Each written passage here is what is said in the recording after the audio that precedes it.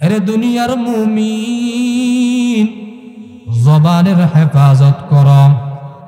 ইউসলিহ লাকুম আমালাকুম, আল্লাহ বলেন আমি আল্লাহ তোমাদের ত্রুটিযুক্ত আমলকে ত্রুটি মুক্ত করে দিব। ওয়ায়াগফির লাকুম যুনুবাকুম, আমি আল্লাহ তোমাদের জিন্দেগীর সব গুনাহগুলোকে মাফ করে দিব। ওয়ামান ইউতিইল্লাহা ওয়া রাসূলাহু ফাকাদ ফাযা ফাওজান আযীমা, যে বা যাহারা আল্লাহ ও তার রাসূলের আনুগত্য করবে, অনুকরণ করবে, ফাকাদ ফাযা ফাওজান আযীমা, তারাই চূড়ান্ত বিজয়ী, তারাই সফলকাম, তারাই জান্নাতি। রাসূল আকরাম সাল্লাল্লাহু আলাইহি ওয়াসাল্লাম ইরশাদ করেন, লা তাআতা লিমাখলুকিন ফি মাসিয়াতিন খালিক, আল্লাহকে বেজার করে পৃথিবীর ভিন্ন কারো আদেশ নিষেধ মানা চূড়ান্ত নিষেধ, হারাম। ভিন্ন হাদিসের মধ্যে রাসূল আকরাম সাল্লাল্লাহু আলাইহি সাল্লাম বলেন, আল মুসলিমু মান সালিম আল মুসলিমুনা মিন লিসানিহি ওয়া ইয়াদিহি, প্রকৃত মুসলমান ওই ব্যক্তি যার হাত এবং জবানে অন্যান্য মুমিন মুসলমানরা নিরাপদ থাকে। এই হলো কোরআনের তরজমা এবং হাদিসের অর্থ সংক্ষিপ্ত। তাহলে আয়াতের মধ্যে আল্লাহ দুইটা আদেশ করেছেন, জোরে বলেন কয়টা? দুইটা আদেশ যদি কোনো ব্যক্তি মানে, আল্লাহ নগদেই দুইটা পুরস্কার দিয়ে দিবেন। সবাই বলি সুবহানাল্লাহ। এক নাম্বার আদেশের নাম তাকওয়া, ভয়। ইত্তাকুল্লাহ, আল্লাহকে ভয় করার জন্য বলতেছেন। দুই নাম্বার আদেশ আল্লাহ করেন, বান্দা তুমি জবানের হেফাজত করো। এক নাম্বার বান্দা যদি তাকওয়া অর্জন করতে পারো, দুই নাম্বার জবানের হেফাজত করো। দুইটা আদেশ আল্লাহ করার পর আল্লাহ বান্দা মুমিনদেরকে আল্লাহ পাক রব্বুল আলামিন দুইটা পুরস্কারের কথা জানায়া দিলেন। দুইটা আদেশ যদি বান্দা তোমরা মানতে পারো, দুইটা পুরস্কার আল্লাহর পক্ষ থেকে। এক নাম্বার পুরস্কারের নাম, বান্দা তোমাদের ত্রুটিযুক্ত আমলকে আল্লাহ ত্রুটি মুক্ত করে দিবেন। দুই নাম্বার পুরস্কার, আল্লাহ মুমিনদের সব গুনাহগুলোকে আল্লাহ মাফ করে দিবেন। আদেশ একটা, আল্লাহকে ভয় করা, তাকওয়া অর্জন করতে বলেছেন। দুই নাম্বার আদেশ জবানের হেফাজত করার জন্য বলেছেন। এই দুইটা আদেশ যদি কোনো ব্যক্তি মানেন, আল্লাহর পক্ষ থেকে দুইটা পুরস্কার। এক নাম্বার, আল্লাহ ত্রুটিযুক্ত আমলকে ত্রুটি মুক্ত করে দিবেন। দুই নাম্বার পুরস্কার, আল্লাহ তার জীবনের সব গুনাহগুলোকে মাফ করে দিবেন। তাহলে আল্লাহ তাকওয়া অর্জন করার জন্য বললেন, আল্লাহকে ভয় করার জন্য বলেছেন। ভয়ের নাম তাকওয়া, ভয়ের আরবি তাকওয়া। ওয়া আম্মা মান খাফা মাকামা রাব্বিহি ওয়া নাহান নাফসা আনিল হাওয়া ফা ইন্নাল জান্নাতা হিয়াল মাওয়া। وَلَنَبْلُوَنَّكُمْ بِشَيْءٍ مِّنَ الْخَوْفِ وَالْجُوعِ وَنَقْصٍ مِّنَ الْأَمْوَالِ وَالْأَنفُسِ وَالثَّمَرَاتِ وَبَشِّرِ الصَّابِرِينَ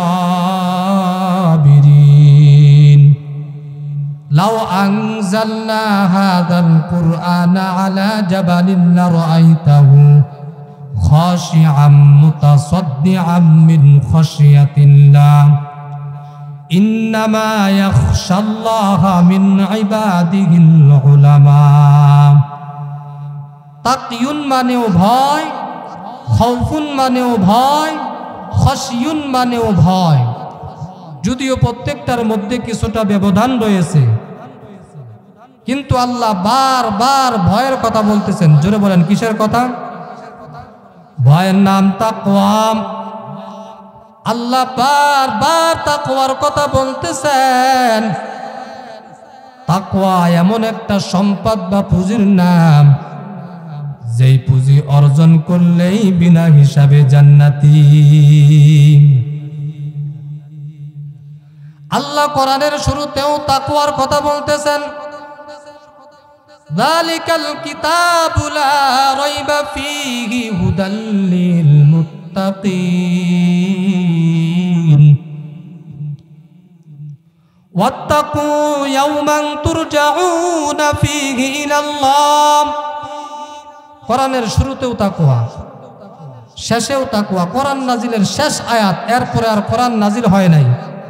ওয়াত্তাকু ইয়াওমান তুরজাউনা ফীহি ইলাল্লাহ, ভয় করো ওই দিনকে যেই দিন আমি আল্লাহর কাছে সকলকে হাজিরা দিতে হবে, একত্রিত হতে হবে। ওই দিনের নাম কিয়ামতের দিন। ওই দিনের মালিক মালিক ইয়াউমিদ্দিন, প্রতিদান দিবসের মালিক। কোরআনের শুরুতেও তাকওয়া, শেষেও তাকওয়া, ভিতরেও তাকওয়া। ইন্না আকরামাকুম ইনদাল্লাহি আতকাকুম, আল্লাহর কাছে ওই ব্যক্তি সবচাইতে প্রিয় যার মধ্যে থাকবে তাকওয়া, আল্লাহর ভয়। ভয়ের নাম তাকওয়া, যিনি ভয় করেন তার নাম মুত্তাকি। জোরে বলেন তার নাম কি? আরো জোরে বলেন তার নাম কি? ভয়ের নাম তাকওয়া, যিনি ভয় করবেন তার নাম মুত্তাকি। মুত্তাকিন যারা হবেন তারা চূড়ান্ত বিজয়ী, তারা জান্নাতি। ইন্নালিল মুত্তাকিনা মাফাজান হাদাইকা ওয়া আনাবা, যারা মুত্তাকি তারা চূড়ান্ত বিজয়ী, তারা জান্নাতি। আল্লাহ বারবার ভয়ের কথা বলতেছেন। বলেন তো, নবীর চাইতে দামি আপনাদের কোন পীর সাহেব? আওয়াজ করতে হবে, কোন পীর সাহেব, কোন পীর, কোন গাউস কুতুব, আপনাদের শাইখুল হাদিস সাহেব, কোন সাহাবা একরাম, আবার একদম তো কোন অলি আউলিয়া? টাঙ্গাইলের মুসলমান, কালীহাতির মুসলমান, আপনারা তো ধন্য কপাল। এই জমিনের মধ্যে অলি আউলিয়া শুয়ে রয়েছেন, শাহজালাল, শাহপরান, জোরে বলেন ঠিক কিনা? একদল আছে তারা অলি আউলিয়া মানতে চায় না, জোরে বলেন ঠিক কিনা? আমরা তো অলি বলতে কোনো গাঞ্জাখোরকে বলি না, বলি এক বচনে অলি, বহু বচনে আউলিয়া। আমরা অলি তাদেরকেই বলি যাদের কথা আল্লাহ কোরআনের মধ্যে বলেছেন, যাদের কথা রাসূল বুখারীর হাদিসের মধ্যে বলেছেন। আলা ইন্না আউলিয়া আল্লাহি লা খাউফুন আলাইহিম ওয়া লা হুম ইয়াহজানুন আল্লাযীনা আমানু ওয়া কানু ইয়াত্তাকুন।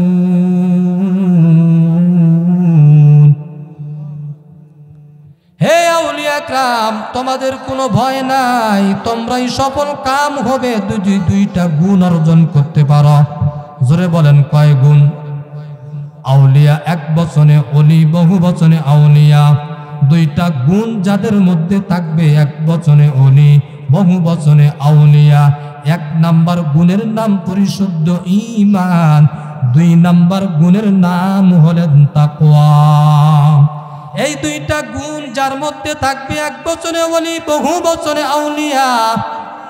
আর এই দুইটা গুণ যারা অর্জন করবে বান্দা, তারাই মুত্তাকি, তারাই অলি আউলিয়া। আর এই দুইটা গুণ যারা অর্জন করবে, জমিনের মধ্যে বিচরণ করবে, আমি আল্লাহ তাদেরকে একটা স্পেশাল পাওয়ার দিব, যেটা অন্য কারো সাধারণ কাউকে দিব না।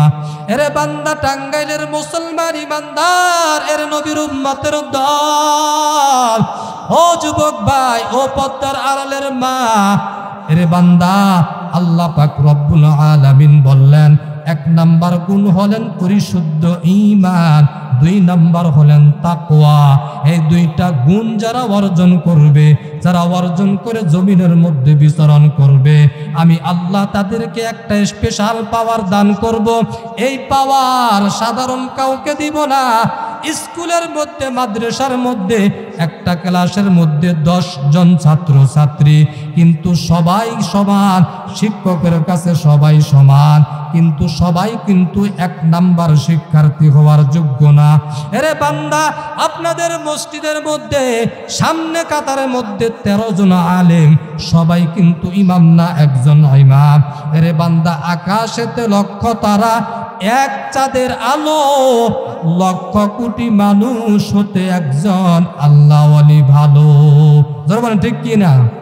আউলিয়ারা কারে উকবা ইখতিয়ার, জাহিলারা কারে দুনিয়া ইখতিয়ার।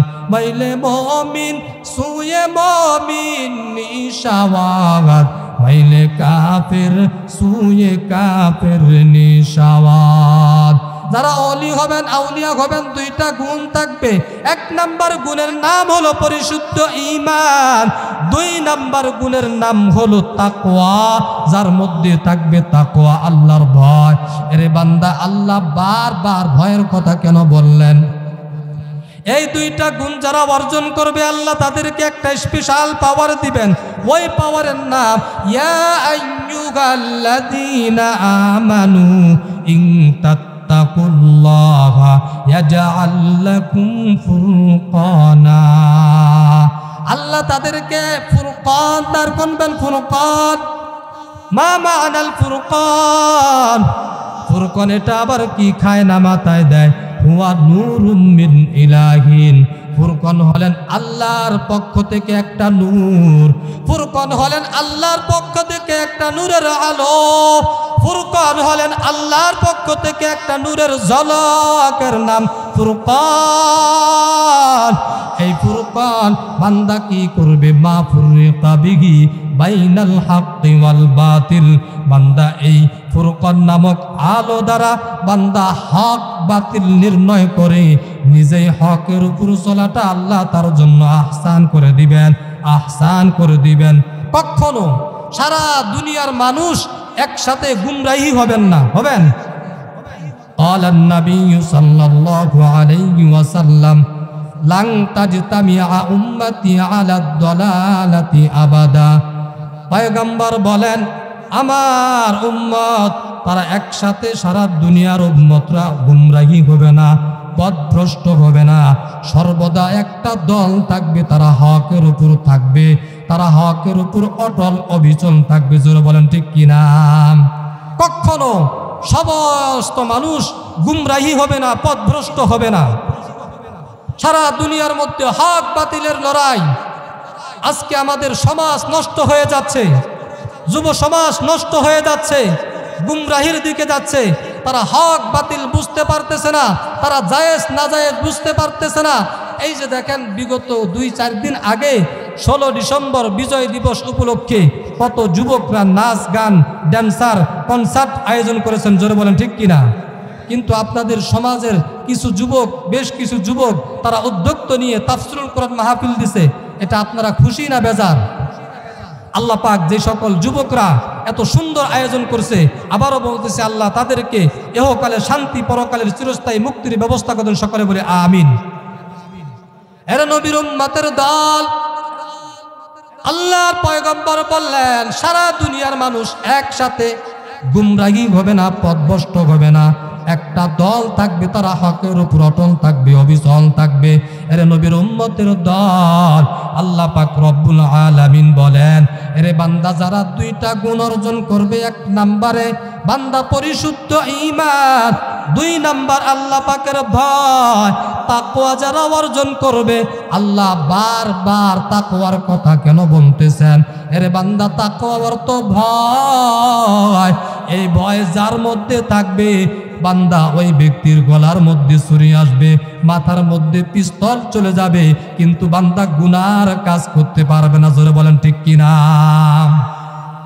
এজন্য আল্লাহ বারবার তাকওয়ার কথা বলতেছেন।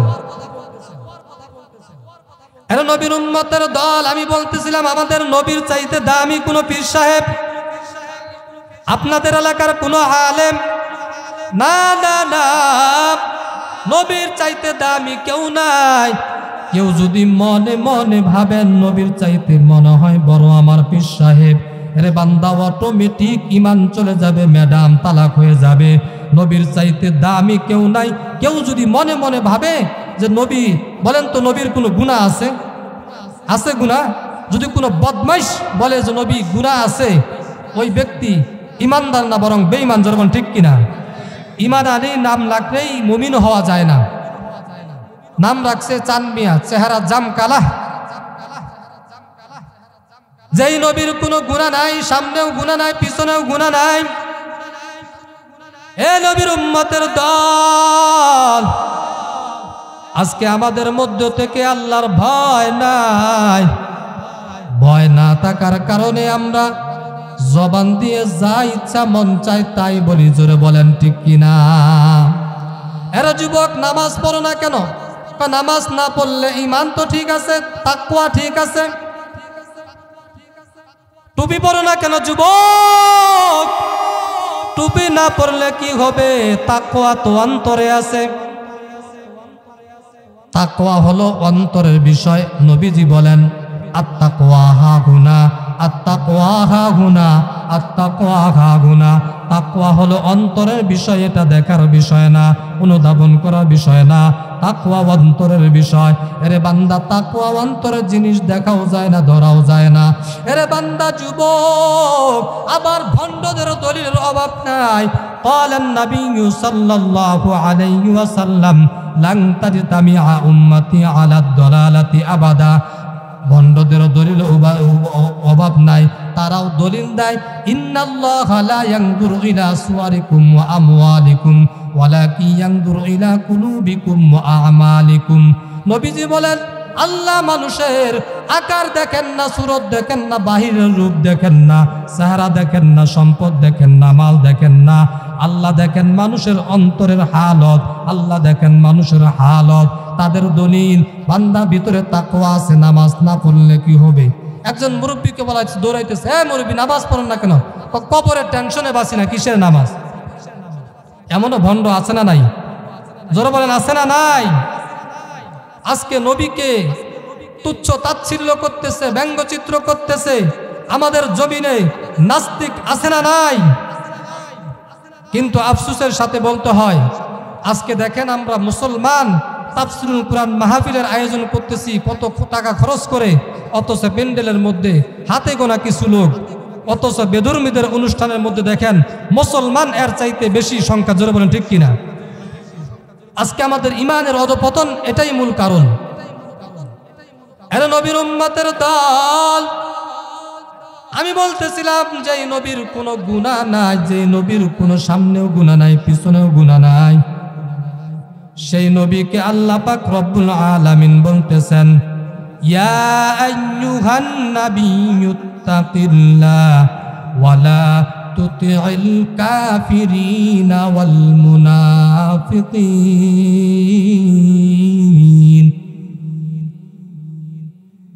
হে নবী, আপনি আমি আল্লাহকে ভয় করুন, কাফের এবং ইসলামের সাইনবোর্ডওয়ালা মুনাফিক থেকে পরহেজ করুন, দূরে থাকুন। যেই নবীর কোনো গুনাহ নাই, ওই নবীকে আল্লাহ বারবার ভয়ের কথা বলতেছেন। আর আমাদের আপনাদের কি হালত, কি অবস্থা? এর নবীর উম্মতের দল, পয়গম্বর আরবের মধ্যে কিনারায়, আরবের বাইতুল্লাহর কিনারায়, আরবের বড় বড় জ্ঞানী জ্ঞানী ধনাঢ্য ব্যক্তিদেরকে নিয়ে মুজাকারা করতেছেন, আলোচনা করতেছেন। পয়গম্বর আমার আরবের জ্ঞানী জ্ঞানী ব্যক্তিদেরকে নিয়ে কথাবার্তা বলতেছেন। রাসূলের মনে তামান্না, হয়তোবা তাদেরকে দাওয়াত দিলে দিনের পথে তারা ফিরে আসবে। আল্লাহ পাক রব্বুল আলামিন কোরআনে কারীমের মধ্যে সূরাতুল আবাসা নাযিল করে দিলেন। পয়গম্বর যখন ওই আরবের বড় বড় ব্যক্তিদেরকে নিয়ে যখন মুজাকারা করতেছেন, ইতিমধ্যে একজন অন্ধ সাহাবী, গরিব সাহাবী, বড় দুর্বল সাহাবী উম্মে মাখতুম এসে হাজির, পয়গম্বরকে সালাম দিলেন। পয়গম্বর আমার তেমন মনোযোগ দিয়ে সালামটা নিলেন না, কোন রকম সালামটা নিলেন, চেহারাটা ঘুরাইলেন না। আল্লাহ পাক রব্বুল আলামিন সাথে সাথে জিবরাইল আলাইহিস সালাতু ওয়াস সালামকে কোরআনের আয়াত নাজিল করে পাঠায়া দিলেন, ও জিবরাইল যাও যাও আমার বন্ধু হাবিবকে জানাইয়া দেন, আবাসা ওয়া তাওয়াল্লা আন জাআহুল আ'মা। হে নবী, আপনি ওই আরবের বড় বড় ব্যক্তিদেরকে, বড় বড় জ্ঞানীদের থেকে মাথাটা ঘুরাইয়া আমার দুর্বল সাহাবী, অন্ধ সাহাবী, গরিব সাহাবী উম্মে মাকতুমের দিকে আপনি চেহারাটা ঘুরান। চেহারাটা ঘুরানোইটাই আপনার সবচাইতে দামি হয়ে যাবে। এরে বাবা, কি বোঝা গেল? আল্লাহ কারো সম্পদ দেখেন না, কারো মর্যাদার দিকে তাকান না, আল্লাহ কারো মাল দেখেন না, আল্লাহ দেখেন তাকওয়া। তাকওয়া জোরে বলেন ঠিক কিনা? এরে নবীর উম্মতের দল, তাকওয়া অর্জন করতে হবে। তাকওয়া ছাড়া কোনো আমল আল্লাহর কাছে পছন্দ হবে না। ইয়া আইয়ুহান নাসু উবুদু রাব্বাকুমুল্লাযী খালাকাকুম ওয়াল্লাযীনা মিন ক্বাবলিকুম লাআল্লাকুম তাত্তাকুন।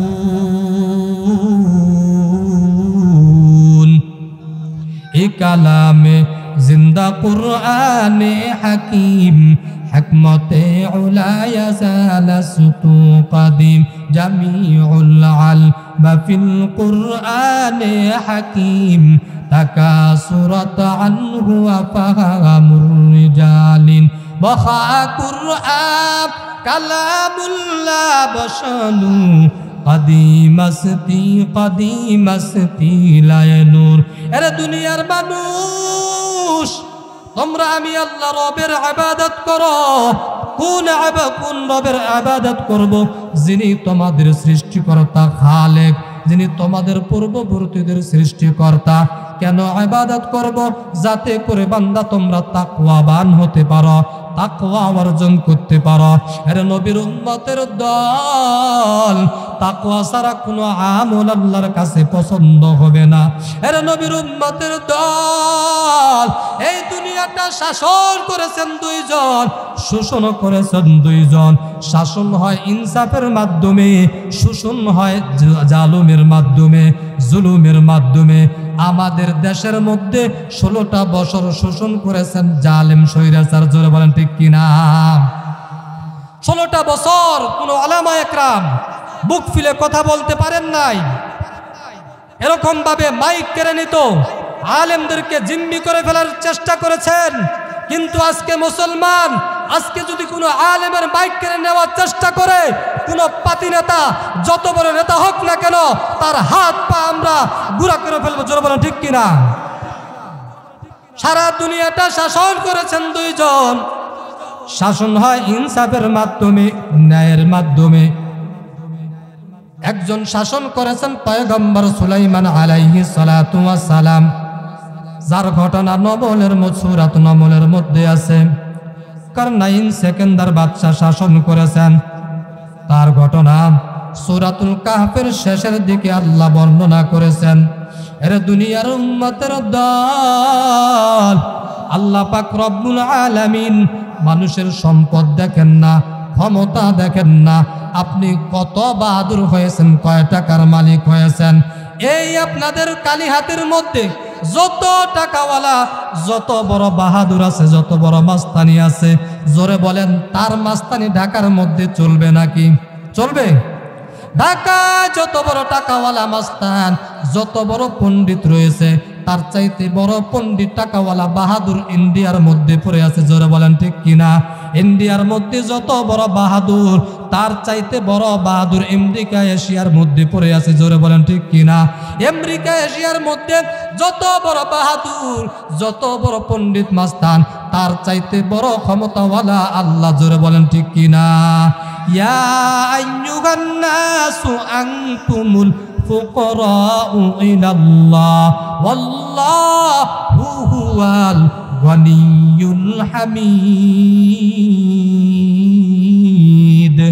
গর তাওয়াক্কুল میکنی هر صبح و شب میرساند رزق تو از لامکم جز به حق سی ز مخاج این سجا فضل او عام است در جمله جهা আল্লাহ বলেন দুনিয়ার সব মানুষগুলো ফকির দল আর ধনী হলেন আমার আল্লাহ জোরে বলেন ঠিক কি না কোটি টাকার মালিক দেখো অভাব হয় না দূর গরিব ঘুমায় আরাম করে মনটা বাহাদুর ফিরাউনের লাশটা দেখো মিশর জাদু ঘরে খায়দা মাটি পোকামাকড় সবাই ঘৃণা করে হৃদয়ে থাকি বেজার নম্রত সদা রহমত আসিবে সেটা প্রভুর ওয়াদা বড়র বড়াই থাকলে দিলে রহমত আসবে না নিজেকে নিজে ছোট মনে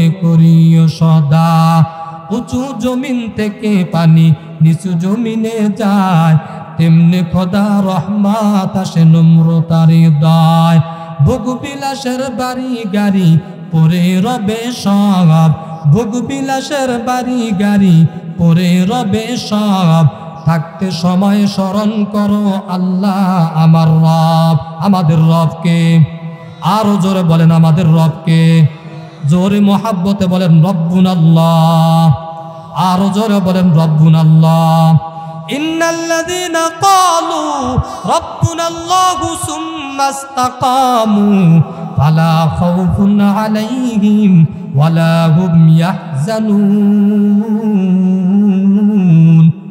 যারা আমি আল্লাহকে রব বলে স্বীকার করবে আর এই কথার উপর অটল অবিচল থেকে জীবনটাকে পরিচালনা করবে আল্লাহ বলেন ফালা খাউফুন ফিদ দুনিয়া ওয়ালা হুম ইহজানুনা ফিল আখিরা তাদের দুনিয়াতে কোনো ভয় নাই আখিরাতেও তাদের কোনো পেরেশানি নাই এর নবীর উম্মতের দল এই আয়াতের মধ্যে বুঝা গেল বান্দা শুধু আল্লাহকে রব বলে স্বীকার করলে জান্নাত পাওয়া যাবে না ইস্তেকামাতের উপর অটল থাকতে হবে অবিচল থাকতে হবে আল ইস্তেকামাত খায়রুম মিন আলফি কারামা রে বান্দা 100 কারামতের থেকেও বান্দা আল্লাহর কাছে ইস্তেকামাত বড় দাম ইস্তেকামাতের উপর অটল থাকতে হবে পীরে কামেল শায়েখ শিবলি সাদিক রাহমাতুল্লাহি আলাইহি গালিবান সিররে সাদিক বড় বুজুর্গ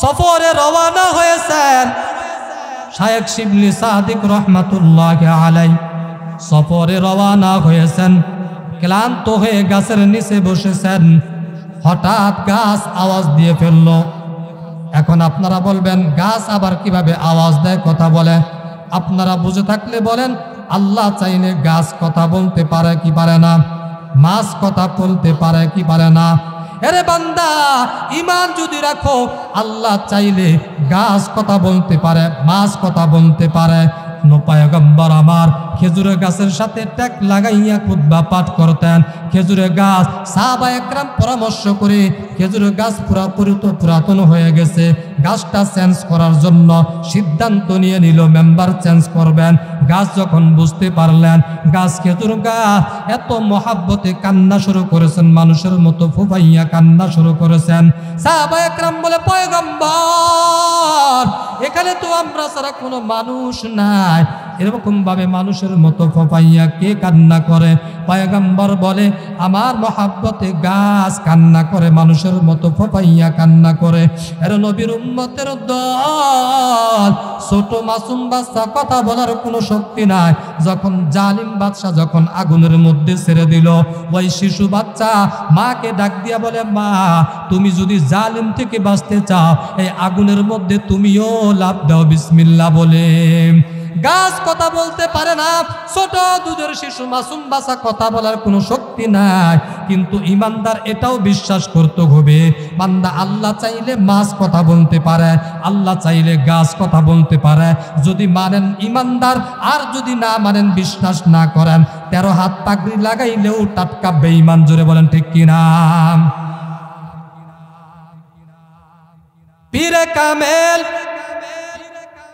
গালিবান সিররে সাদিক শায়েখ শিবলি সাদিক রাহমাতুল্লাহি আলাইহি যখন গাছের নিচে যখন রেস্ট নেওয়ার জন্য ক্লান্তি লগ্ন হয়ে বসে পড়লেন, গাছ পীরে কামেলকে ডাক দিয়া বলে, এ পীর কামেল, আমি গাছের তুমি একটা উপদেশ গ্রহণ করো।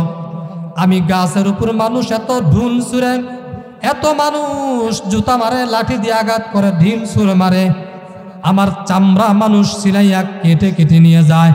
আমি গাছ কোনোদিন প্রতিশোধ নেই না। আমি গাছ ইনসাফ করে আর বান্দাদেরকে, ব্যক্তিদেরকে আমি ভিটামিন যুক্ত ফল উপহার দেই।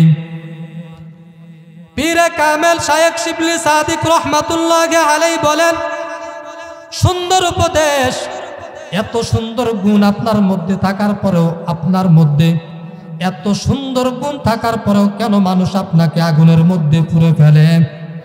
গাছ বলে, আমার মধ্যে দুইটা বদ অভ্যাস আছে। এক নাম্বার হলো আমার মধ্যে ইস্তেকামাতের উপর কোনো আমল নাই, যেদিক থেকে বাতাস হয় আমি ওদিকেই হেলে যাই, ঢুলে যাই। আর দুই নাম্বার বদ অভ্যাস হলো আমি জন্মলগ্ন থেকে, সৃষ্টির শুরু থেকে আমি শুধু উপরের দিকে উঠি, বিনয়ী আমার মধ্যে নাই। আমার মধ্যে হিংসা, কিবির, রিয়া। আর এই দুইটা বদ অভ্যাস থাকার কারণে মানুষ আমাকে আগুনের মধ্যে পুড়ে ফেলে। শায়েখ শিবলি সাদিক রহমাতুল্লাহি আলাইহি বলেন, এরে গাছ, আমি তোমার থেকে তিনটা উপদেশ গ্রহণ করলাম। এক নাম্বার হলো মানুষের প্রতি ইনসাফ করা, মানুষদেরকে ক্ষমা করে দেওয়া।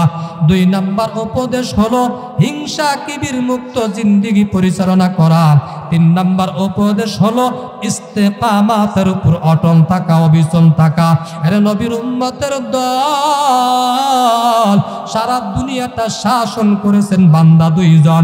এক নাম্বার পয়গম্বর সুলাইমান, দুই নাম্বার বাদশাহ জুলকারনাইন, সেকেন্দার বাদশাহ জুলকারনাইন মৃত্যুর এক মুহূর্তে ভক্তদেরকে বলে গেলেন, এ ভক্তবিন্দু, আমি যখন মৃত্যুবরণ করব, আমাকে যখন তোমরা কাপন পরাইয়া, গোসল করাইয়া, জানাজা দিয়া যখন তোমরা দাফন করবা, আমি বাদশাকে তোমরা খাটের মধ্যে দুইটা হাত দুই পাশে এরকম ভাবে বের করে দিবা।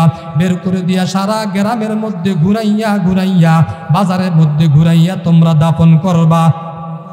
বাদশাহ জুলকারনাইন তিনি যখন মৃত্যুবরণ করলেন, ভক্তবিন্দুরা তার কাফন পরাইয়া, গোসল করাইয়া, সুন্দরভাবে জানাজা দিয়া যখন দাফন করবেন, তাকে বাজারের মধ্যে এরকম দুইটা হাত বের করে দিলেন। দুনিয়াদারিয়া তাকাইয়া বলে, তাকাইয়া দেখো, সারা দুনিয়া বদ্ধ জাহানের বাদশা হওয়ার পর মৃত্যুর সময় এখন দুই হাত দিয়া দুনিয়া করে কি যেন চায়, দুনিয়ার লোভ এখনো সামলাইতে পারলো না। ইমানদাররা বলে, এর বেঈমান, না, ইমানের চশমাটা লাগাও। কালো চশমা লাগাইলে বান্দা সাদাবাদী, তোমরা কালো দেখতে পারবা। সাদা লাইট যদি বান্দা কালো চশমা লাগাও, কালো দেখতে পারবা। ইমানের চোখ দিয়া দেখ। এত সারা দুনিয়া বদ্ধ জাহানের বাদশা হওয়ার পর সেকেন্দার বাদশাহ সারা দুনিয়ার মানুষদেরকে শেষ বিদায়ের সবক দিয়া যায়। আমি বদ্ধ জাহানের বাদশা হওয়ার পর এখনো আমি এত দুনিয়া আমার ক্ষমতা পাওয়ার পর আমি বাদশাহ খালি হাতে কবরে রওনা করলাম। এ জীবনে না করিলাম বন্দেগী, এ জীবনে না করিলাম বন্দেগী, গুনাহ করে কাটাইলাম জিন্দেগি, গুনাহ করে কাটাইলাম জিন্দেগি। তওবা করে কত তওবা ভাঙ্গিলাম, তওবা করে কত তওবা ভাঙ্গিলাম, অবশেষে খাঁটি তওবা অবশেষে খাঁটি তওবা করিলাম। এরে নবীর উম্মতের দল, আল্লাহ বারবার তাকওয়া অর্জন করার জন্য বলল, কারণ তাকওয়া এমন একটা সম্পদ। এরে বান্দা, তাকওয়া যদি তোমার মধ্যে না থাকে, বান্দা তুমি হজ করবা, তোমার হজ কবুল হবে না। ওয়া মান ইউআযযিম শাআইরাল্লাহি ফাইন্নাহা মিন তাকওয়াল কুলুব। আল্লাহ বলে বান্দা হজ করবা, সেখানেও তাকওয়ার দরকার। এরে বান্দা, তুমি কালিয়াতি সদরের মধ্যে 5 তালা মসজিদ বানাইবা, সেখানেও তোমার তাকওয়ার প্রয়োজন আছে। লা মাসজিদুন উসসিসা আলাত তাকওয়া, তাকওয়া যদি না থাকে বান্দা, তুমি 5 তালা মসজিদ বানাইলে গরিবের উপকার হইলেও তোমার বিন্দু পরিমাণ কোনো সওয়াব হবে না। জোরে বলেন ঠিক কি না? তাকওয়ার গুণ অবশ্যই অর্জন করতে হবে, কারণ দুনিয়াটা থাকার জায়গা না, দুনিয়াটা ক্ষণস্থায়ী, দুনিয়াটা চিরস্থায়ী না, থাকার জায়গা না। এর নবীর উম্মতের দল, একটু ভালোভাবে তাকাইয়া দেখো, ও পদ্মার আড়ালের মা, ও কালিহাতির মুসলমান, ও যুবক ভাই, এখনো একটু খেয়াল করে দেখো, কত যুবক সকালবেলা মোটর সাইকেল নিয়ে বের হয়, কুয়াশার মধ্যে কিছু দেখতে পায় না, হঠাৎ করে ট্রাক বাস চাপা দিয়ে মৃত্যুবরণ করে ফেলে। এর যুবক, একটু কি ভয় লাগে না রে যুবক? 16 ডিসেম্বর পাইয়া তুমি কনসার্ট করলা, কত মুরব্বীকে ঘুমাইতে দিলা না, কত ছোট ছোট মাসুম বাচ্চা, নবজাতক শিশু, তারা চিৎকার দিয়ে উঠে তোমার ড্যান্সের কারণে, গানের আওয়াজের কারণে। এর নবীর উম্মতের দল, দুনিয়াটা থাকার জায়গা না রে বান্দা। যাররা পরিমাণ যদি গুনাহ নিয়ে কবরে যাও, দুই পাশের মাটি এমন জোরে চাপ মারবে, হাড়গুলো ভেঙ্গে চুরমার হয়ে যাবে। এর যুবক, কালিহাতির মুসলমান, ও পদ্মার আড়ালের মা, ও বৃদ্ধ বাবা, সামান্য জ্বর ঠান্ডা সহ্য করতে পারো না, গরমের সময় ফ্যান চলে তারপরও গরম সহ্য করতে পারো না, অথচ বান্দা যুবক, ওই কবরস্থান এমন একটা জায়গা, দিনের বেলাও যাইতে ভয় লাগে। বাঁশবাগান, কত মানুষ কবর দেখে বড় ভয় পায়, কত কবরস্থানে গিয়া দেখলাম সাপ বিচ্ছু বের হয়ে আসে। ও পদ্মার আড়ালের মা, গভীর রাত্রে অন্ধকারের মধ্যে কারেন্ট চলে গেলে ভয়, কত মানুষ চিৎকার করে ওঠে কবরে আযাবের ভয়ের কারণে। হঠাৎ স্বপ্ন দেখে ভয় ভয়, কবরে আযাব কত কঠিন গভীরে। যুবক ও পদ্মার আড়ালের মা, এরে যুবক ভাই, একটু মনোযোগ দিয়ে শুনেন, কত কবরে আগুন দেখা যায়, আবার কত কবর 10 বছর 15 বছর 20 বছর পরেও কিন্তু কাপনের কাপড় সহ দেখা যায়। যত কবরে আগুন দেখা যায় বেনামাজির কবর, যত কবরের লাশ 10 বছর 20 বছর পরে কাপনের কাপড় সহ পারা যায়, দেখা যায় ওই সমস্ত নেককার বান্দাদের। এরে যুবক, তুমি কেমনে বলো তোমার নামাজ না পড়লে ঈমান ঠিক আছে? আমি বলে হ্যাঁ, তোমার ঈমান ঠিক আছে। একজন ব্যক্তি রাজশাহী যাওয়ার সময় রাজশাহী থেকে ভালো আম খেলো, এত সুস্বাদু আম আর কোনোদিন খাই নাই, ভালো মিষ্টি আম, আমটা নিয়ে আসলো টাঙ্গাইলের মধ্যে, কালিহাতির জমিনের মধ্যে আমটা খাইয়া লাগাইলো, জমিনের মধ্যে আম গাছ লাগাইলো, চারা হবে, গাছ হবে, ওরকম আম দিবে। রে বান্দা, চারাটা যখন বীজটা বপন করলো, 2-4 মাস 6 মাস হয়ে গেল, কোনো চারা দেখা যায় না, গাছ দেখা যায় না। দৌড়, টাঙ্গাইল সদরে গিয়া দৌড়, বলে কৃষি অফিসারের কাছে দৌড় দিয়া গেল, এ কৃষি অফিসার, আমি এত সুন্দর একটা আম খায়া বীজ লাগাইলাম, কেন চারা হইল না? কৃষি অফিসার কিছু টিম পাঠাইয়া দিল, পরীক্ষা নিরীক্ষা করে দেখেন, ওই যে আমের বিচিটা আছে, বিচির ভিতরে একটা নরম একটা অঙ্কুর আছে, ওই অঙ্কুরটা পুনরায় পুষে গেছে, গলে গেছে, পুষে নষ্ট হয়ে গেছে, পচে গেছে, পুরাটাই পচা পচা পচা। এই কৃষি অফিসারের টিম বলতেছে, এ যুবক, তুমি যদি 6 মাস কেন, আরো 6 বছর যদি বান্দা তুমি পানি দাও, সার দাও, বীজ দাও, বান্দা কিয়ামত পর্যন্ত যদি দাও, তোমার এই বীজ থেকে কোনোদিন গাছ হবে না, কারণ তোমার এই অঙ্কুরটা পচে গেছে। আমি বলবো যুবক, তোমরা যারা বলতেছো তাকওয়া ভিতরে ঠিক আছে, আমি বলবো তাকওয়া আছে মোটে, কিন্তু ভিতরে কিছুটাও তাজা নাই, পুরাটাই পচা। জোরে বলেন ঠিক কিনা? তোমার তাকওয়া নামক মেডিসিন যদি থাকতো, এরে বান্দা 30 বছর 40 বছর পার হয়ে গেল, এখনো কেন টুপি লাগাইতে পারলা না, নবীর সুন্নত দাড়ি লাগাইতে পারলা না, এখনো বান্দা কেন নামাজ ধরতে পারলা না? এরে টাঙ্গাইলের মুসলমান, ঘ্রাণ। এর বান্দা যুবক, তাকওয়ালা যুবক পীরে কামেল। ভারতের জমিনের মধ্যে একজন পীর ছিলেন মেশকো পীর। জোরে বলেন কি পীর? মেশকো পীর বলা হয় যেই পীরের বডি থেকে সারাক্ষণ মেশকো আম্বরের ঘ্রাণ, মেশকো আম্বরের ঘ্রাণ। পীরে পীরে মেশকো আম্বর, মেশকো পীরকে বলা হলো হে পীরে কামিল, আপনার শরীর থেকে সারাক্ষণ মেশকো আম্বরের ঘ্রাণ আসে। এই ঘ্রাণ কবে থেকে শুরু হয়েছে? পীরে কামিল বলে শুনতে চান? বলে হ্যাঁ জানতে চাই। পীরে কামিল চোখের চাপে পানি ছেড়ে দিয়ে বলে শুনো এর বান্দা যুবক, এর ভক্তরা শুনো, আমি একদিন সফরের মধ্যে রওনা হয়েছি। যখন রওনা হয়েছি রাত্রি হয়ে গেছে, আমি যখন বিশ্রামের জন্য একটা জায়গা খুঁজলাম, রাস্তার পাশে একটা ভাঙ্গা ঘর, ওই ঘরের মধ্যে আমি ঢুকলাম বিশ্রাম নেওয়ার জন্য, আশ্রয় নেওয়ার জন্য। হঠাৎ ওই ঘরের মধ্যে একজন সুন্দরী রূপসী যুবতী, একজন মেয়ে কন্যা ঘরের মধ্যে ঢুকে গেল। ওই মেয়েটা দরজা বন্ধ করে দিল আর বলে রে যুবক, আমার মনের তামান্না পুরা করো, আমার মনের চাহিদাটা পূরণ করো। যদি না করো আমি সকালবেলা আমি ঘর থেকে বের হয়ে সারা শহরের মধ্যে তোমার নামে বদনাম ছড়াইয়া দিব। পীরে কামেল মেশকো পীর বড় বিপাকের মধ্যে পড়ে গেলেন, বড় টেনশনের মধ্যে পড়ে গেলেন। আল্লাহ পাক তো বলেছেন যারা দুইটা গুণ অর্জন করবে, 1 নাম্বার পরিশুদ্ধ ঈমান, 2 নাম্বার তাকওয়া, আল্লাহ তাদেরকে একটা বিশাল পাওয়ার দান করবে, একটা নূর, হক বাতিল নির্ণয় করে বান্দা হকের উপর চলাটা তার জন্য আসান করে দিবে। পীরে কামেল বড় বিপাকের মধ্যে পড়ে গেলেন, টেনশনের মধ্যে পড়ে গেলেন। পীরে কামেল আল্লাহর সাথে বড় কথা বলতে শুরু করলেন, ও দয়ার মালিক, আমার জীবনে কোনো দিন কলঙ্কের দাগ কেউ বসাইতে পারে নাই। আজ আমি বিপদের মধ্যে পড়ে গেছি, আল্লাহ আমাকে এই মুসিবত থেকে হেফাজত করেন। আল্লাহ তার মাথার মধ্যে একটা অটোমেটিক একটা সুন্দর পরামর্শ ঢুকাইয়া দিল, হে যুবক, হে পীরে কামেল বুজুর্গ আল্লাহওয়ালা, তুমি মেয়েটাকে বলো বাথরুমের দোহাই দিয়া, ফেরে সবার দোহাই দিয়া বাথরুমের মধ্যে ঢুকে যাও।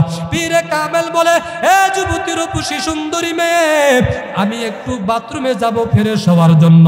বলে যাও যাও, সুন্দরভাবে ফ্রেশ হয়ে আসো। আল্লাহর বান্দা পীরে কামেল ওই বাথরুমের মধ্যে চলে গেল। বাথরুমের মধ্যে গিয়া বাথরুমের ময়লা চেহারার মধ্যে লাগাইলো, পোশাকের মধ্যে লাগাইলো, বডির মধ্যে লাগাইলো। ময়লা লাগাইয়া যখন সুন্দরী রূপসী মেয়ের সামনে আসলো, সুন্দরী মেয়েটা বলে সি সি বলে তাড়াইয়া দিল। পীরে কামেল মেশকো পীর আল্লাহর বান্দা, পীরে কামেল ওলিয়ে কামেল আল্লাহর বান্দা একটা দৌড় দিয়া ঘরের মধ্যে রওনা হয়ে গেলেন। ঘরের মধ্যে গিয়া সুন্দরভাবে গোসল বানাইয়া ওযু করে 2 রাকাত নামাজ পড়ে সিজদায় পড়ে মালিকের দরবারে কান্না করলো। ও যুবক ভাই, ও পদ্মার আড়ালের মা, সন্তান যখন মা বাবার সাথে কোনো কথা মনোমালিন্য হয়ে যায়, অনেক সন্তান আছে মাকে মা বলে ডাকতে চায় না, বেজার হয়ে থাকে বাবাকে বাবা বলে ডাকতে চায় না। আরে বান্দা যুবক, তোমার মা, আরে বান্দা তোমার মাকে তুমি মা বলে ডাকতে চাও না। আরে বান্দা স্বামী স্ত্রী, স্ত্রী গুনগুন করে কান্না করতেছে, মনটা বড় বেজার। স্বামী ডাক দিয়া বলে ও বিবি আমার, তুমি কেন কান্না করো? কি হয়েছে তোমার ভিতর, কি টেনশন? স্ত্রী ডাক দিয়ে বলে স্বামী আমার বড় দুঃখ, বড় মনের মধ্যে কষ্ট। আমার সন্তান 2-4 দিন হয়ে গেল, আমার সন্তান আমাকে ডাকে না, মা বলে ডাকে না। বলে কি কারণে? বলে আমি তাকে শাসনের কারণে একটা ধমক দিয়েছি, চোখ আঙুলিয়ে কথা বলেছি, যার কারণে আমাকে মা বলে ডাক দেয় না, আমার মা বলে ডাক দেয় না। স্বামী বলে ও স্ত্রী আমার, তুমি আরামে খাও আর ঘুমাও, আজ না হয় কাল তোমার সন্তান বুঝতে পারবে, ভুল বুঝতে পেরে তোমাকে মা বলে ডাক দিবে। স্ত্রী বলে স্বামী আমার, তুমি 1 মিনিটের মধ্যে আমাকে বুঝাইয়া দিলা, কিন্তু আমি মা এই বুঝ মানতে পারলাম না। কারণ ও স্বামী আমার, এই সন্তান তো আপনি পেটের মধ্যে ধারণ করেন নাই, গর্ভ ধারণ করেন নাই। আমি মা কত কষ্ট করেছি, এই সন্তানের কারণে কত বেলা খাইতে পারি নাই। আমি মা কত খাবার খাইতে বসে আমি আমার সন্তান আমার পেটের মধ্যে লাথি মেরেছে, এক লোকমা ভাত আমি গিলতে পারি নাই, ভাত পালাইয়া উল্টা চলে গেছি। কত রাত ঘুমাইতে পারি নাই আমি মায়ের চিৎকারের কারণে। আশেপাশের মানুষ, কত মানুষ ঘুমাইতে পারে নাই। ও স্বামী আমার, আমি আপনার হাত দুইটা ধরে মাপ চেয়েছিলাম। স্বামী আমার, আপনার সংসার করলাম 1-2 বছর, কত বেয়াদবি হয়েছে, হক আদায় করতে পারি নাই। আমার মন বলে আমি আর বাঁচব না। আমি যত কষ্ট দিয়েছি হক আদায় করতে পারি নাই, আপনি আমাকে মাফ করে দেন মা, আপনি আমাকে মাফ করে দেন স্বামী আমার। এরকম ভাবে মাফ চেয়েছি। এরে বান্দা, এই সন্তান যখন গর্ভধারণ হলো, আমি মা সন্তান দুনিয়াতে আসার পর ঘুমাইতেও পারি নাই। শীতের মধ্যে কনকনা শীতের মধ্যে বিছানা কয়বার পেশাব করেছে, কতবার পায়খানা করেছে, নতুন তেনাগুলো মুছতে মুছতে শেষ হয়ে গিয়েছে। রাত তো শেষ হয় নাই, আমি মা আসল দিয়ে জোরাইয়া সন্তানকে আমি জোরাইয়া নিয়েছি। আমি ঠান্ডায় কষ্ট করেছি, সন্তানকে ঠান্ডা লাগতে দেই নাই। রে বান্দা যুবক, ও পদ্মার আড়ালের মা কালিহাতির মুসলমান, এরা যুবক, আজকে তুমি স্ত্রী পাইয়া বিবি পাইয়া মাকে কষ্ট দাও। এই মা কত কষ্ট করেছে রে যুবক। ওই যুবক বুঝতে পারে না যার কোনোদিন সন্তান হয় নাই। এরে যুবক, আমার আল্লাহ পাক রব্বুল আলামিন বলেন, এরে বান্দা, তোমার মা তোমাকে গর্ভধারণ করলো, তোমাকে লালিত পালিত করলো। এরে বান্দা, তোমার বাবা তোমাকে পোশাক আদি কিনে দিল, খাবারের ব্যবস্থা করলো। এরে বান্দা, তুমি তোমার মাকে মা বলে ডাক দাও, তোমার বাবাকে বাবা বলে ডাক দাও। এরে বান্দা যুবক, ও পদ্মার আড়ালের মা, আমি আল্লাহ তোমার মায়ের গর্ভের মধ্যে প্যাকেটের উপর প্যাকেট, প্যাকেটের উপর প্যাকেট, প্যাকেটের উপর প্যাকেট, এরকম ভাবে ভিতরের মধ্যে খাবারের ব্যবস্থা করলাম। দুনিয়াতে আসার পর তুমি ঠান্ডাও খাইতে পারবা না, গরম খাইতে পারবা না। দুনিয়ার ফ্লাক্স 24 ঘন্টার বেশি গরম থাকে না, 24 ঘন্টার বেশি ঠান্ডা থাকে না। এরে বান্দা দেখো, তাকাইয়া কুদরতের দিকে তাকাইয়া দেখো, আমি আল্লাহ তোমার মায়ের স্তনের মধ্যে এত সুন্দর একটা ফ্লাক্স দান করলাম। আরে বান্দা, এত সুন্দর সিস্টেম করে দিলাম, তেমন কোনো গরমও না, তেমন কোনো ঠান্ডাও না। আরে বান্দা, তুমি তোমার মাকে মা বলে ডাকো, মোহাব্বতের সহিত মাকে মা বলে ডাকো, বাবাকে বাবা বলে ডাকো। যদি মা বাবার ফাঁকে ফাঁকে যদি একবার আল্লাহ বলে ডাক দাও, আমি আল্লাহর অন্তরের নজর ঠান্ডা হয়ে যায়। আমি আল্লাহ তোর জিন্দেগির সব গুনাহগুলোকে মাফ করে দেই। ইয়া ইলাহি তু মেরা মাবুদ হ্যায়, ইয়া ইলাহি তু মেরা মাশুক হ্যায়, ইয়া ইলাহি তু মেরা হান্নান হ্যায়, ইয়া ইলাহি তু মেরা মান্নান হ্যায়, ইয়া ইলাহি तू मेरा खालिक है, या इलाही तू मेरा रज़्ज़ाक़ है, या इलाही मुझसे मुझको दूर कर, ताकि देखो मुझ में तुझको एक नजर। हे नबीर उम्मतेर दल, हे जुबक भाई, हे पद्मार आड़ालेर मा, हे कालिहातिर मुसलमान, আজকে মনোযোগ দিয়ে শুনেন। পীরে কামেল, ভারতের পীরে মেশকো পীর বলতেছেন, আমি ওই 2 রাকাত নামাজ পড়ে সিজদায় পড়ে এমন একটা কান্না করলাম। আরে বান্দা যুবক, যেরকম সন্তান যতটা মার সাথে অপরাধ করার পরেও একবার যদি মহাব্বতে মাকে মা বলে ডাক দেয়, সন্তান সাথে সাথে তার সন্তানকে মা বাবা তাকে মাফ করে দেয়। আল্লাহ আমার ওই দোয়ার বরকতে, ওই দোয়ার পর থেকে আজ পর্যন্ত মেশকের ঘ্রাণ আল্লাহ আমার মধ্যে দিয়েছেন। আরে বান্দা মুসলমান, আরে বান্দা যুবক, তাকওয়ার মেডিসিন অন্তরে লাগাও, কারণ তাকওয়া ছাড়া কোনো আমল আল্লাহর কাছে পছন্দ হবে না। আরে বান্দা যুবক, সাহাবা একরাম ওমর রাদিয়াল্লাহু তাআলা আনহুকে প্রশ্ন করলেন, তাকওয়া কি? ওমর রাদিয়াল্লাহু তাআলা আনহু বললেন, হে বান্দা, কাঁটাযুক্ত রাস্তা দিয়ে হেঁটে গন্তব্যে পৌঁছানোটা যেমন কঠিন, হে বান্দা, তাকওয়া নামক সিঁড়ি পাড়ি দিয়া আল্লাহর জান্নাতে পৌঁছাটা ততটা কঠিন। হে বান্দা যুবক, তাকওয়া কাকে বলে? তাকওয়া কেমন?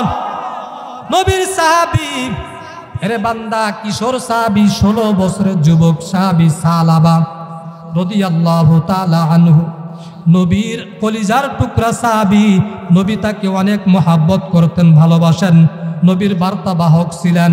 সালাবা রাদিয়াল্লাহু তাআলা আনহু নবীজির বাইতুল্লাহ রওয়ানা হয়েছেন।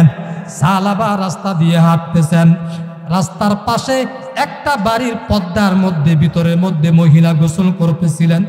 এরে বান্দা, একটু মনোযোগ দিয়ে শোনো কেমন তাকওয়া ছিল সাহাবা একরামদের মধ্যে। সালাবা রাদিয়াল্লাহু তাআলা আনহু রাস্তা দিয়ে হাঁটতেছেন, রাস্তার পাশে একটা বাড়ির মহিলা কাপড় ঘেরাও দেওয়া ছিল, গোসল করতেছে। বাতাসে হঠাৎ করে পর্দাটা উড়ে গেল, সালাবা অজান্তে নজর পড়ে গেল। নজর পড়ে যাওয়া এক জিনিস, নজর দেওয়া আরেক জিনিস, ঠিক কিনা? টাচ মোবাইল যারা চালান, যখন ভিডিও আসে কেউ এরকম ভাবে ঠেলা মারেন চলে যায়, আবার কেউ ভিডিও থামাইয়া ভিডিওটা দেখেন, ঠিক কিনা? একটা হলো নজর পড়া আর একটা হলো নজর দেওয়া। সালাবা রাদিয়াল্লাহু তাআলা আনহু হাঁটতেছেন, গোসলের অবস্থায় মহিলার দিকে হঠাৎ নজর পড়ে গেল, সাথে সাথে নজর ফিরাইয়া নিচের দিকে নিয়ে নিলেন। সালাবা রাদিয়াল্লাহু তাআলা আনহু নজর পড়ার সাথে সাথে বের হয়ে গেলেন, আর নবীর দরবারে যান না। সালাবা রাদিয়াল্লাহু তাআলা আনহু ওখান থেকে একটা দৌড় দিয়ে ব্যাক হয়ে পাহাড়ের দিকে রওনা হয়ে গেলেন। নবী আমার 2-4 দিন 5 দিন 7 দিন হয়ে গেল। নবীজি সাহাবা একরামদেরকে জিজ্ঞাসা করেন, এরে সাহাবা একরাম, আমার সালাবা কই? কয়দিন হয়ে গেল সালাবাকে তো দেখতে পাই না। সমস্ত সাহাবাদেরকে বলে দিল, তোমরা খুঁজে খুঁজে আমি সালাবাকে নিয়ে আসো, আমার সালাবাকে নিয়ে আসো। সকল সাহাবা একরাম খুঁজতে শুরু করলেন, কেউ কোথায় পাচ্ছেন না।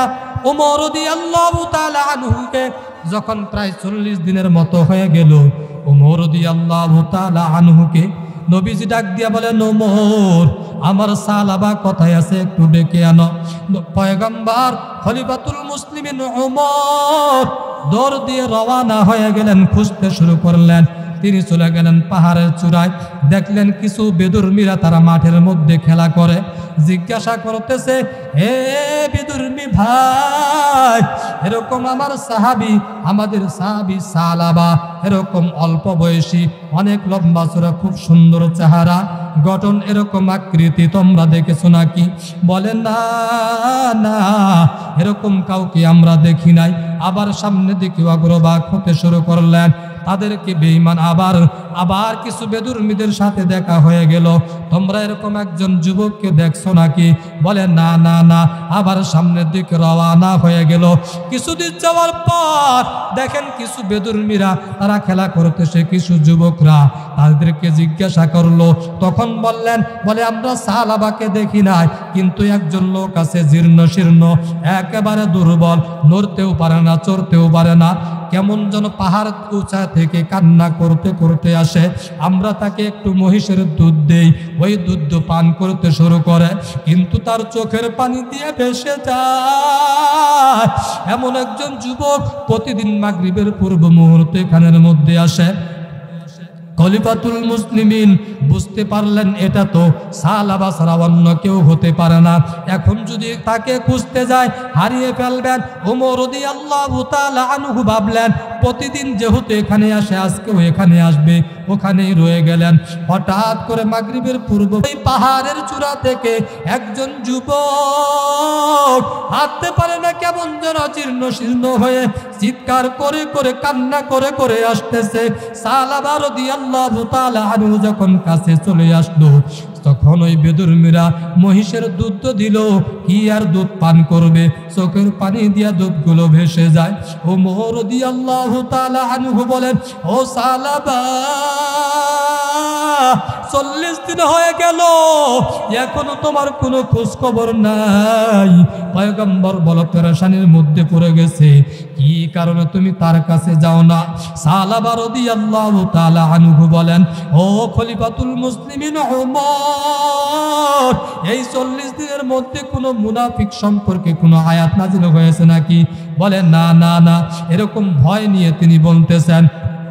যখন ওমর রাদিয়াল্লাহু তাআলা আনহু সাহাবাকে নেওয়ার জন্য চেষ্টা করেন, যাবেন না, যাচ্ছেন না। যখন বললেন পয়গম্বর আদেশ করেছেন, সাহাবা একরামটা তো পয়গম্বরের আদেশ পালন দিতে পারেন না। সাহাবা রাদিয়াল্লাহু তাআলা আনহু সুন্দর করে হাঁটতে শুরু করলেন, কোন রকম হেঁটে হেঁটে। খলিফাতুল মুসলিমিন ওমর এরকম ধরে যখন পয়গম্বরের নিকট নিয়ে গেলেন, পয়গম্বর আমার সাহাবাকে কোলের মধ্যে জড়াইয়া নিলেন। সাহাবা ডাক দিয়া বলে, পয়গম্বর, আমি আপনি গুনাহগারকে কেন কোলের মধ্যে জড়াইয়া নিলেন? নবীজি বলে, ও সাহাবা, তুমি বড় দুর্বল হয়ে গেছ। নবীজি আমার সাহাবাকে পয়গম্বরের রানের মধ্যে শোয়াইয়া দিলেন, এরকম ভাবে মাথাটা দিয়া দিলেন। পয়গম্বরের মাথার মধ্যে যখন দিয়া দিলেন, সাহাবা বড় দুর্বল। কিছুক্ষণ পর সাহাবা ডাক দিয়া বলে, পয়গম্বর, আপনি আল্লাহ আমাকে মাফ করবেনি, আমি এত বড় গুনাহ করেছি, আল্লাহ আমাকে মাফ করবেনি। বলে, কি গুনাহ? বর্ণনা করতে করতে হঠাৎ করে সাহাবা বলতেছে, ও পয়গম্বর, আমার মেরুদণ্ড হাড্ডির মধ্যে পিপিলিকা যেরকম ভাবে বেড়ায়, পিঁপড়া যেরকম ভাবে হাঁটে, এরকম সুরসুর করতেছে। পয়গম্বর ডাক দিয়া বলে, ও সাহাবা, আজরাইল তোমার জান কবজ করার জন্য এসেছে, তুমি কালেমা শাহাদাত পড়ে নাও, আশহাদু আল্লাহ ইলাহা ইল্লাল্লাহু ওয়া আশহাদু আন্না মুহাম্মাদুর রাসূলুল্লাহ। এরকম ভাবে কালেমা শাহাদাত পড়ার সাথে সাথে সাহাবার জান কবজ হয়ে গেল, ইন্তেকাল করলেন। ইন্না লিল্লাহি ওয়া ইন্না ইলাইহি রাজিউন। যখন মৃত্যুবরণ করলেন, সাহাবা রাদিয়াল্লাহু তাআলা আনহুকে পয়গম্বর সহ সাহাবায়ে কেরামরা সুন্দরভাবে গোসল করাইয়া, কাফনের কাফন পরাইয়া, জানাজা দিয়া যখন কবরের দিকে রওনা, পয়গম্বর যখন লাশের খাটিয়াটা ঘাড়ের মধ্যে নিছেন, পয়গম্বর ওমর রাদিয়াল্লাহু তাআলা আনহু চিন্তা করে দেখতেছেন, পয়গম্বর হাঁটতে পারতেছেন না, দুইটা আঙ্গুলের উপর ভর দিয়ে হাঁটতেছেন। ওমর রাদিয়াল্লাহু তাআলা আনহু ডাক দিয়ে বলে, ও পয়গম্বর, আপনি হাঁটতেছেন, এত কষ্ট করে কেন হাঁটতেছেন? পয়গম্বর ডাক দিয়া বলে, ও খলিফাতুল মুসলিমিন ওমর, আমার সাহাবার জানাজার মধ্যে আল্লাহর আসমান এবং জমিনের মধ্যে যত ফেরেশতা আছে, সব ফেরেশতারা সাহাবাকে মাটি দেওয়ার জন্য, দাফন দেওয়ার মধ্যে চলে এসেছে। আমি ওই ফেরেশতার কারণে হাঁটতে পারতেছি না। এরে বান্দা, আল্লাহ সাহাবার তওবার উপরে এত খুশি হয়েছেন। এরে নবীর উম্মতের দল, আজকে আমাদের মধ্যে তাকওয়া নাই। কেমন সাহাবা রাদিয়াল্লাহু তাআলা আনহু ইচ্ছা করে না অনিচ্ছাকৃতভাবে গুনাহ হয়ে গেছে, তারপরেও আল্লাহর কাছে এত পরিমাণ কান্না করেছে, এত পরিমাণ আল্লাহর ভয়। ও কালিয়াতের মুসলমান, ও যুবক ভাই, ও পর্দার আড়ালের মা, ও যুবক ভাই আমার, আজকে আমাদের মধ্যে আল্লাহ পাকের কোনো ভয় নাই। এরে বান্দা, নাচ গান করতেছি, দুনিয়া রং তামাশার মধ্যে পড়ে আছি, রাতকে রাত আমরা মোবাইলের পিছনে গুনাহ, হাটে বাজারে গুনাহ, চলাফেরার মধ্যে গুনাহ, পকেটে পকেটে গুনাহ। এরে নবীর উম্মতের দল, বান্দা তুমি যদি তাকওয়া অর্জন করতে পারো, বান্দা তোমার গলার মধ্যে ছুরি আসবে, মাথার মধ্যে পিস্তল ঠেকাইবে, কোনোদিন বাতিলের কাছে মাথা নত হবে না, কোনোদিন গুনাহ হবে না। জোরে বলেন ঠিক কিনা?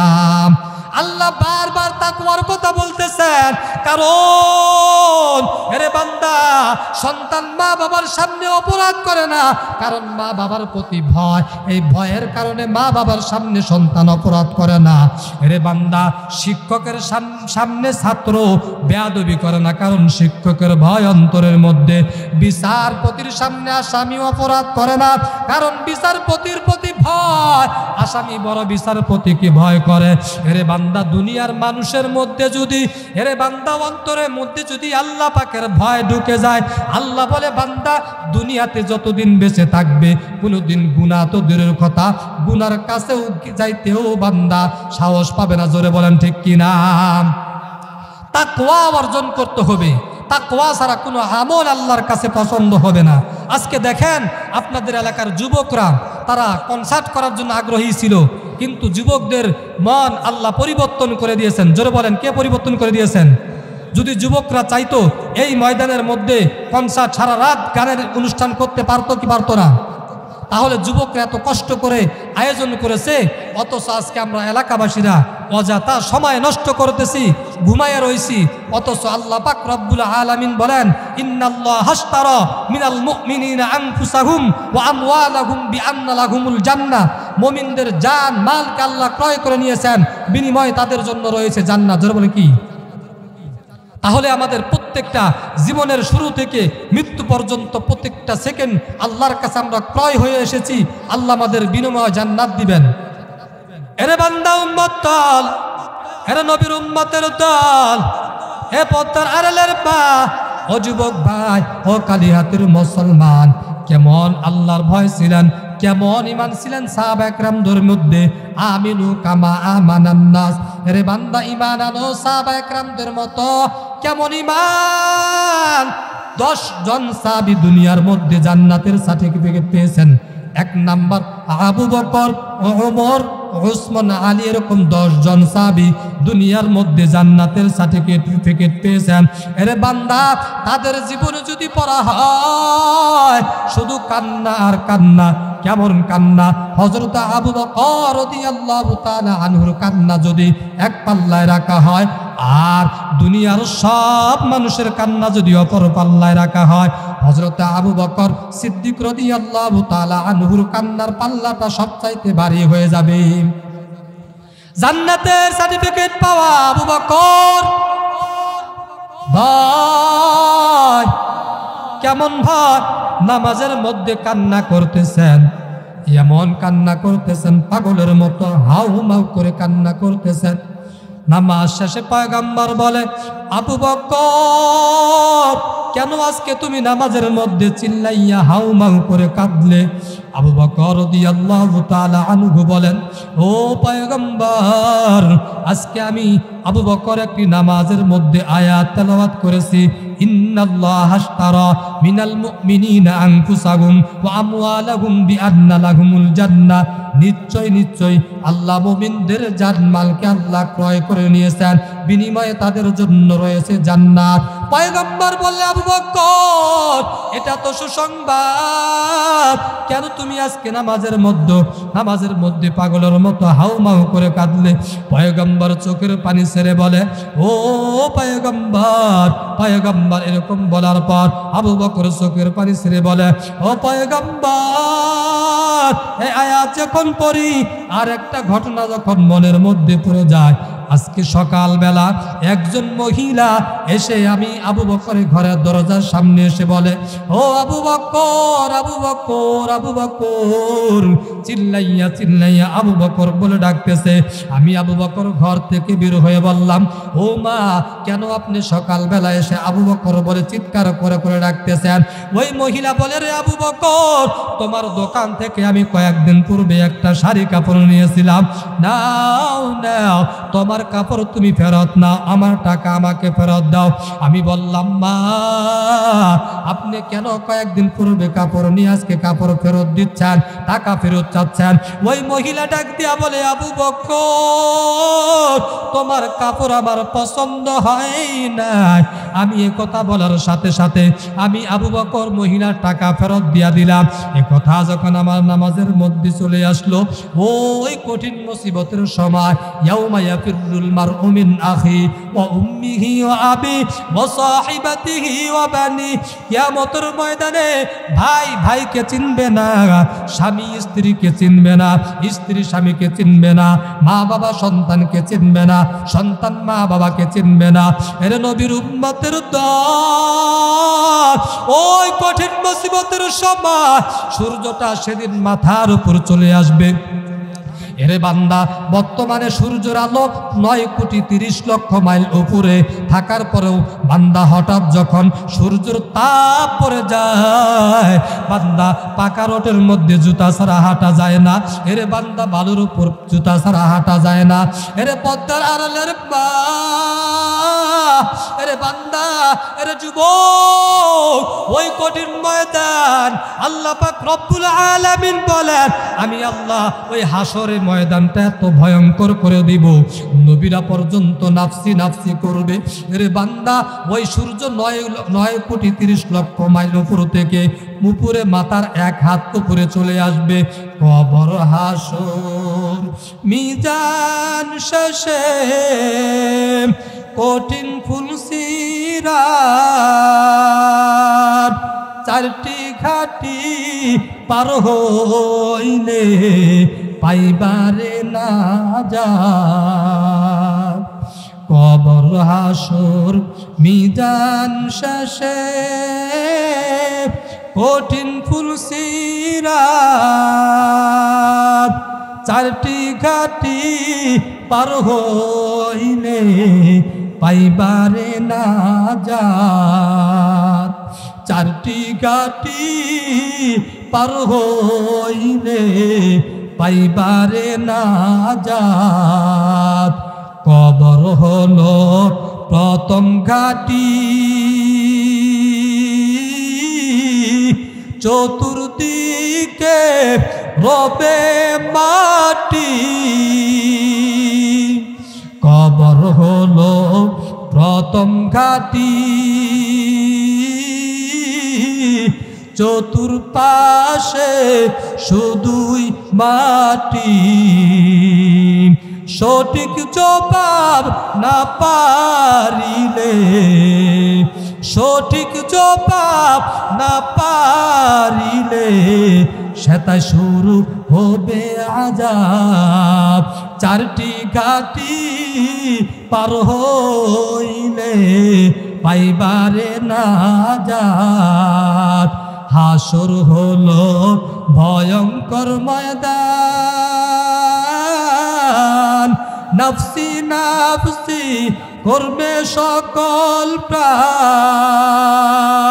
সূর্য সেদিন থাকবে মাথায়, সূর্য সেদিন থাকবে মাথায়, উপরে আধহাত।